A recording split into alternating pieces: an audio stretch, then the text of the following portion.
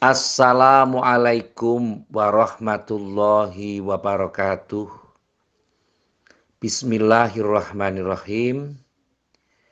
Perjuangan Wali Songo untuk mengislamkan tanah Jawa patut untuk diapresiasi oleh generasi-generasi sekarang ini. Karena wali-wali Songo itu atau sunan-sunan yang pernah kita ketahui di tanah Jawa, dari Sunan Ampel, Sunan Bonang, Sunan Giri, sampai Sunan Muria, sampai dengan Kanjeng Sunan Kalijogo, Sunan Kudus, dan yang lain mempunyai peran yang luar biasa. Bagaimana mereka, para wali-wali Allah ini, mengkondisikan sesuatu, memasukkan agama Islam tanpa berdarah-darah. Yang tradisinya dari tradisi animisme dinamisme atau dalam tanda kutip menganut agama selain Islam, secara tidak langsung mereka berpengaruh untuk bisa menjadikan para kaum Jawa waktu itu, kaum Jawa atau rakyat-rakyat itu, masyarakat Jawa pada umumnya itu menganut agama Islam.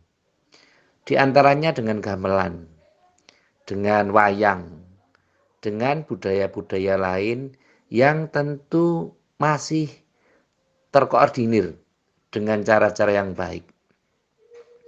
Misalnya ketika orang Jawa ini pada senang membuat sesajen. Sesaji yang diberikan waktu itu kepada Sang Hyang Toyo atau Sang Hyang Taya yang menjadi dewanya kepercayaan orang Jawa. Pramila mengapa? Karena mohon maaf ini jadi bahasanya campur. Orang Jawa sering menyatakan ora kena kinaya ngopo. Tidak dapat diraih dalam bentuk dan jalan apapun.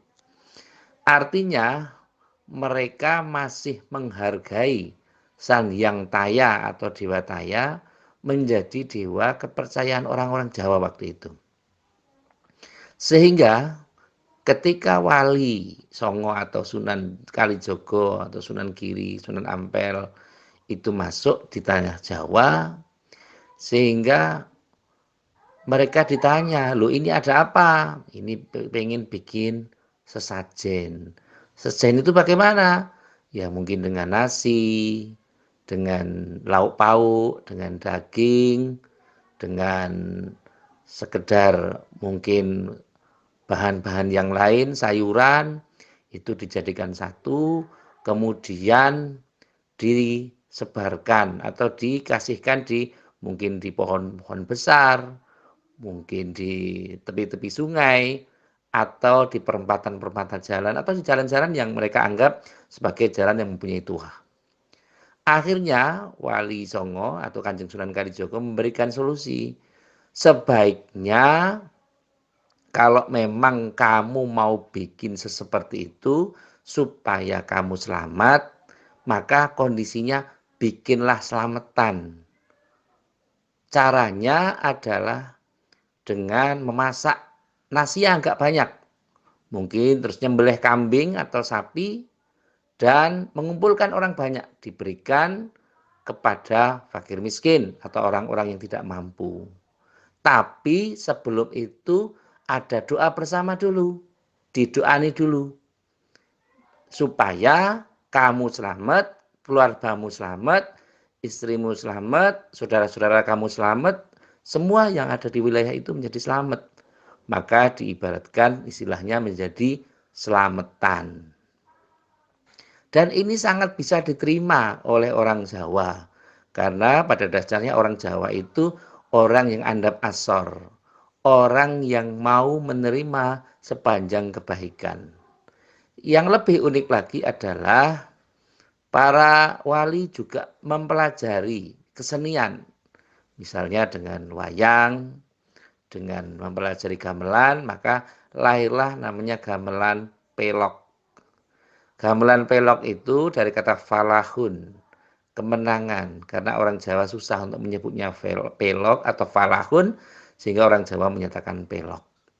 Dan itu pun hitung-hitungannya adalah sama atau hampir sama dengan gamelan slendro. Kalau slendro itu karena peninggalan dari generasi Sailendra. Sehingga proses-proses ini tentu harus kita apresiasi banyak.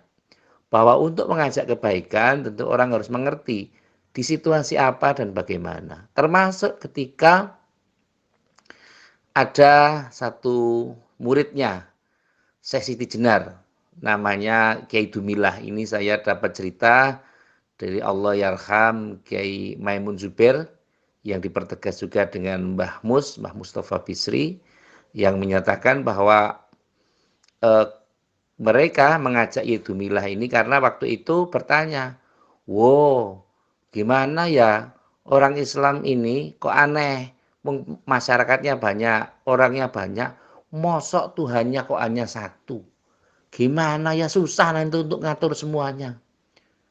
Terus Kanjeng Sunan atau Syekh Siti Jenar mengatakan, apa iya demikian? Ya enggak lah, wong itu banyak muridnya, banyak orang-orang, banyak makhluk kok Tuhannya hanya satu.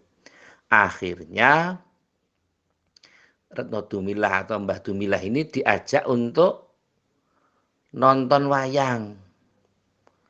Ketika nonton wayang, kebetulan Mbah Dumilah ini senang juga dengan wayang. Ketika selesai wayangnya diapresiasi. Tadi bagaimana wayangnya? Oh, baik sekali. Itu tadi Garut Koco bisa perang melawan Skipu, terus menang. Terus ada lagi Trombuko juga menang dan lain sebagainya. Nah, Kanjeng Sunan atau Syekh Jenar mengatakan, tapi ada sesuatu yang kurang. Kenapa? Dalangnya hanya satu. Kemudian Mbah Dumilah menyatakan, loh gimana kalau dalangnya banyak nanti susah ngatur-ngaturnya. Kalau yang dalangnya itu lebih dari satu, nanti gimana? Yang satu pengen ini, yang satu pengen ini, yang satu pengen ini, malah tidak jadi. Wayangnya tidak menjadi lebih baik, malah rusak. Karena lakonnya jadi beda-beda. Oh begitu, iya. Oh kalau begitu, sama. Kalau Tuhannya kita ini banyak, maka dunia ini juga akan rusak. Karena masing-masing akan saling mengalahkan satu dengan yang lain. Akhirnya Mbah Dumilah mengatakan, oh nggih, kula paham gitu. Artinya apa? Memberikan wewarah secara logis, rasional dalam bentuk kesenian. Akhirnya yang terjadi adalah Islamisasi yang terjadi di Pulau Jawa tidak dengan berdarah-darah.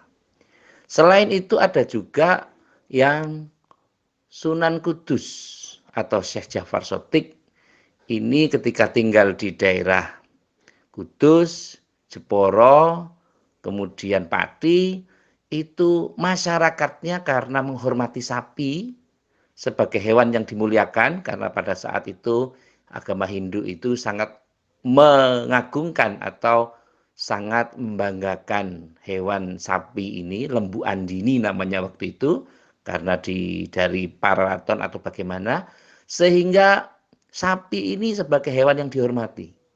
Oleh karena itu, ijtihadnya Kanjeng Sunan Kudus, maka sapi tidak boleh digunakan untuk kurban di Hari Raya Idul Adha atau Idul Akbar. Sehingga sapi diganti dengan kerbau. Padahal kalau dirunut secara istihad, secara dalil, yang bisa dikorbankan hanya onta, kambing, atau sapi. Tetapi istihadnya Kanjeng Sunan Kudus menyatakan bahwa kerbau sebagai pengganti sapi, karena di daerah Kudus dan sekitarnya sapi adalah hewan yang dihormati. Inilah istihad-istihad yang sedikit kita sampaikan. Semoga kearifan Wali Songo, kearifan para sunan-sunan yang ada di Pulau Jawa bisa mengilhami kita. Istilah bahasa saya, Arape digarap, Jowone digowo.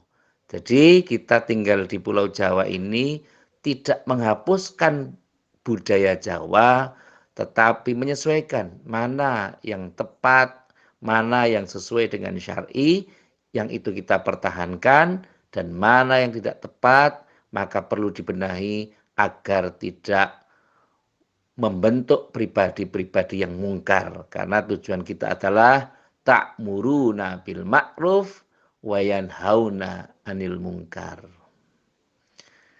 Yang terakhir, marilah kita upayakan seperti biasa di acara ini, kita doa sama-sama, semoga saudara-saudara kita yang saat ini berada pada kondisi yang kurang beruntung atau mendapatkan musibah, semoga Allah Subhanahu wa taala atas doa kita semua, doa yang dipanjatkan secara ikhlas, secara kontinu, berkesinambungan, mudah-mudahan Allah memberikan yang terbaik untuk kita dan sahabat-sahabat kita, keluarga kita, dan teman-teman yang sudah bergabung atau belum bergabung dengan kita.